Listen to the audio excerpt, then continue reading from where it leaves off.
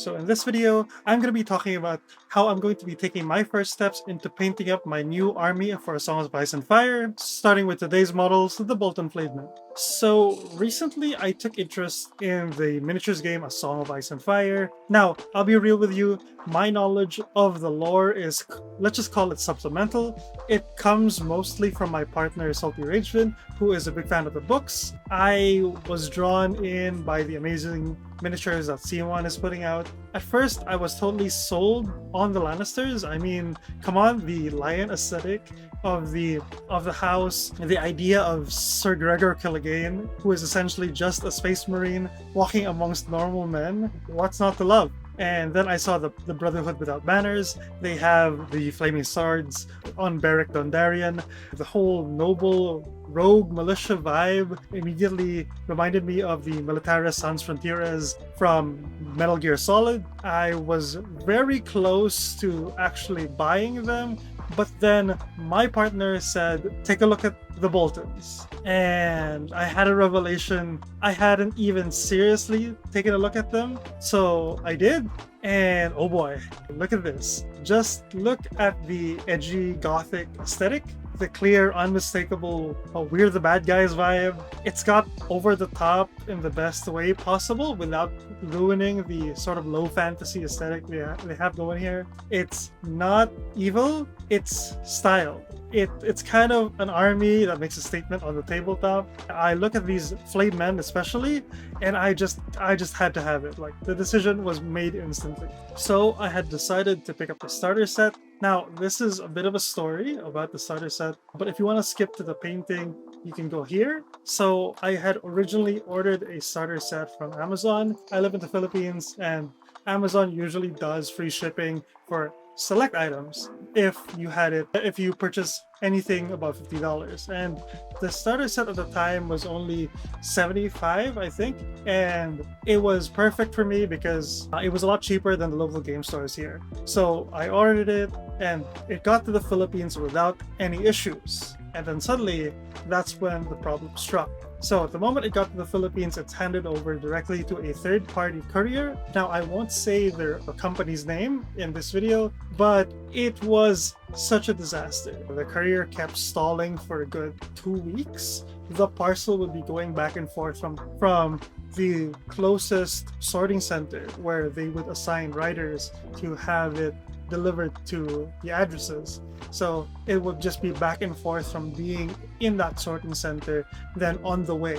My friend previously had a terrible experience with the same company where they had brought their parcel over to Mindanao, which was very down south of the Philippines, nowhere near his address in Metro Manila, and I was fearing the same thing. And I had tried contacting the customer service, or either their telephone line, their Facebook.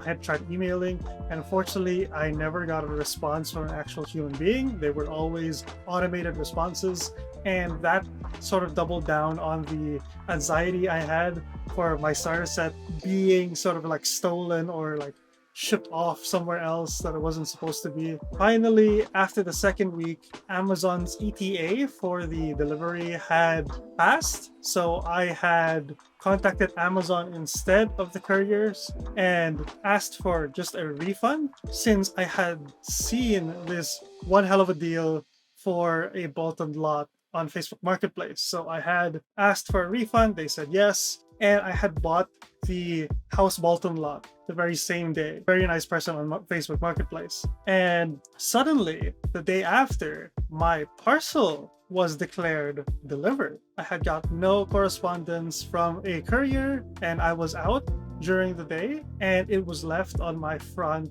yard. And the moment I got home, I noticed that the box was tampered with. The tape had been partially cut open so that you could peek inside the parcel. And my theory is, based on the Facebook page, said courier, the majority of the reactions were negative on their posts. A lot of people complaining about how their parcel was either stolen or just completely like undelivered or switched out. So it was very, very suspicious for me.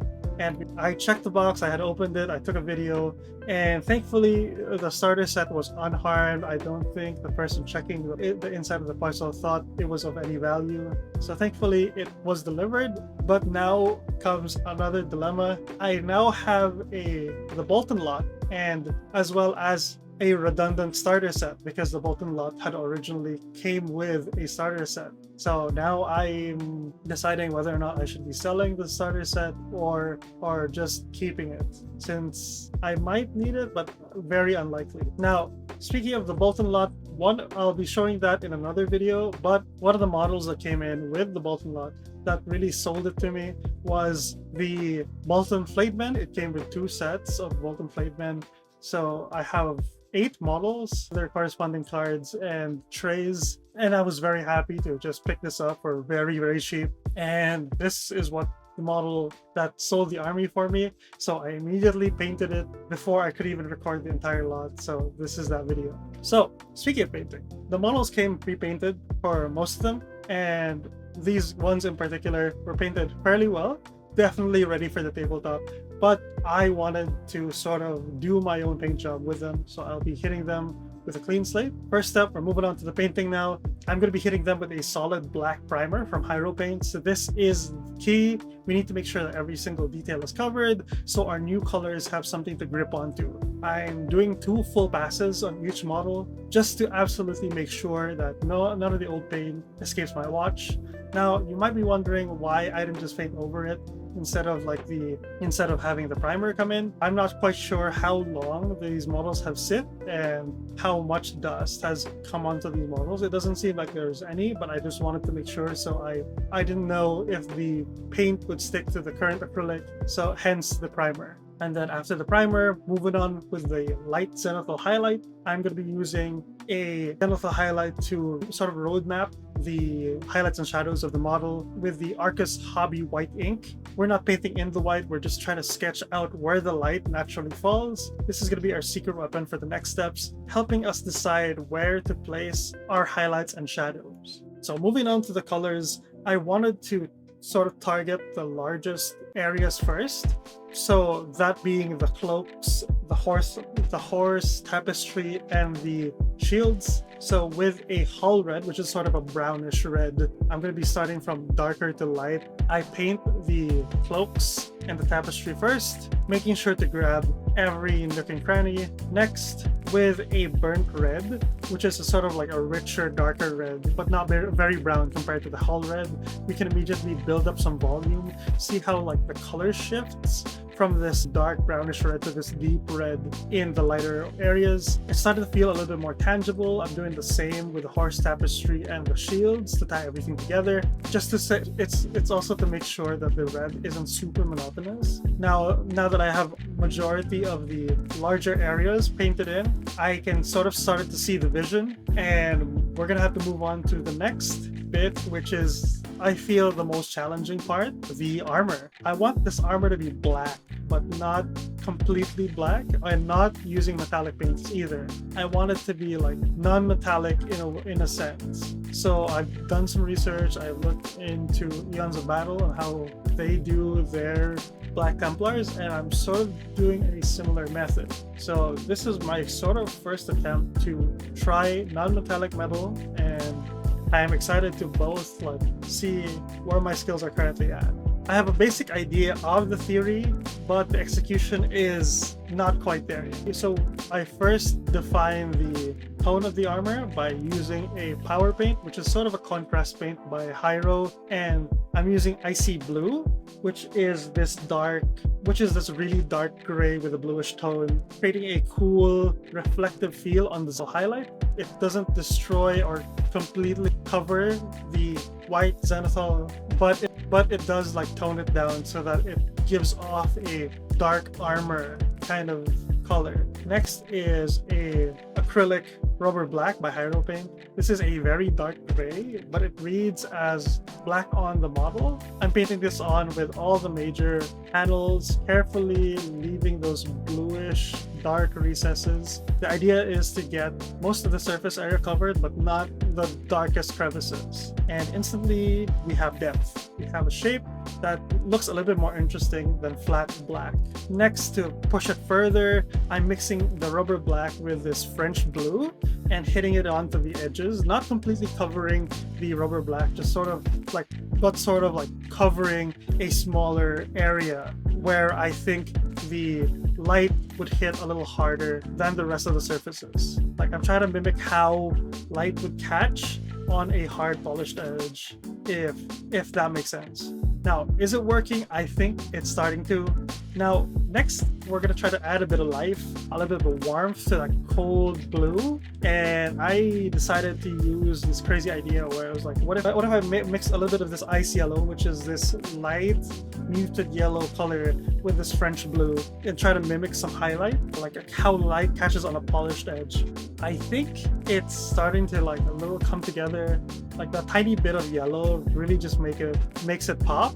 It creates this way more complex color. It creates a little bit more depth with the colors instead of just using different shades of blue or gray. I think for a first attempt, this is as far as I could get, but I think I'm calling it done. And honestly, I'm pretty thrilled with how it worked out. So I'm going to be applying the same to the horses. So the horses do have like heavy armor, so they're getting that same treatment. And now moving on to the weapons, this part I'm going to be using a gunmetal metallic paint, brownish, grayish metallic. It still reads as a metallish silver, but a little bit more worn, a little bit more dirty, a weathered look, instead of using a darker silver or just straight up silver. I don't want the seal to be too shiny, which is why I picked the color, because I want it to feel old, I want it to feel neglected, and there we have it, from someone else's project to a unit I am genuinely proud of. There was definitely a lot of learning that I got from this project. We tried a very risky technique, learned a ton from color mixing, non-metallic metal, and ended up with a unit that looks more cohesive to what I see the Boltons as, and I think they're going to look terrifying on the tabletop. Now, if you're curious about trying non-metallic metal but be too scared, I hope this gives you a little bit of a push. I know it's not the best example for non-metallic, but it's not as impossible as it seems. If you enjoyed this journey, hit that like button, subscribe for more, and let me know in the comments what risky technique I should try next. If you can give me some feedback, that would be great. Once again, my name is just Gang, Boss of the Sea Gang, and I'll catch you guys next time.